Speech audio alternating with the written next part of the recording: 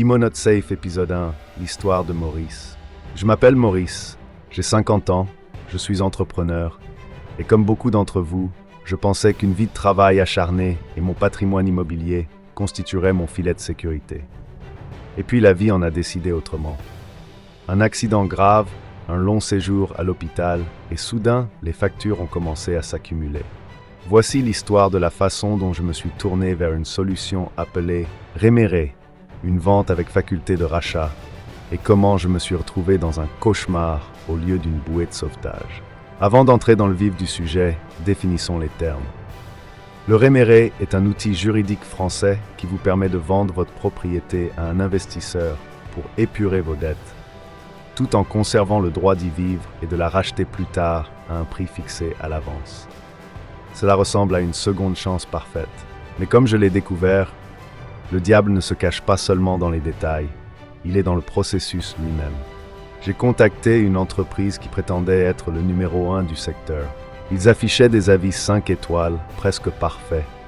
Ce que je ne savais pas alors, et ce contre quoi je vous mets en garde aujourd'hui, c'est comment ces étoiles sont fabriquées. J'ai découvert un système où les avis sont filtrés et où ceux qui tentent de s'exprimer sont accueillis par des mesures d'intimidation. J'ai découvert un service d'avis basé sur un abonnement où l'entreprise paie pour être présente, un conflit d'intérêts flagrant.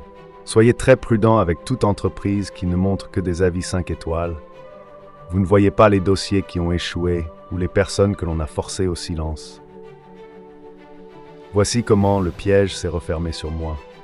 Cette société m'a fait perdre un mois entier de mon temps précieux. Ils ont exigé un dossier complet et intrusif sur ma vie personnelle. Ils m'ont fait croire que l'aide arrivait. Ils ont attendu le tout dernier rendez-vous, sachant que j'étais dans une position vulnérable pour frapper. Ils ont réduit de plus de 50% l'offre de versement initiale qui m'avait été annoncée. C'était une manœuvre calculée pour me pousser à bout et me forcer à accepter un accord qui m'aurait dépouillé de la valeur de ma maison. Mais je ne me suis pas effondré. J'ai demandé les documents par écrit. Je voulais lire les petites lignes. Dès que j'ai exigé de la transparence, le deal s'est arrêté net. Et le plus glaçant dans tout ça, quand j'ai finalement rendu public mon expérience via un avis, ils ont répondu en prétendant qu'ils n'avaient jamais traité mon dossier. Cela me laisse avec une question obsédante. S'ils n'ont jamais traité mon dossier, qu'ont-ils fait de toutes les informations personnelles et sensibles que je leur ai transmises? Ai-je été victime d'un échec commercial légitime ou s'agit-il de quelque chose de beaucoup plus sombre? Était-ce une fraude? Restez à l'écoute pour le prochain épisode où nous auditerons les documents qu'ils ne voulaient pas que je lise. La réduction de 50% n'était que le début. L'audit continue. À suivre, l'espace de séquestre, d'equity lockout.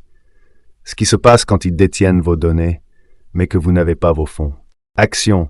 Si vous avez reçu une simulation ou un contrat similaire, ne signez rien avant d'avoir vu le prochain épisode. Abonnez-vous à Imo Not Safe pour ne rien manquer.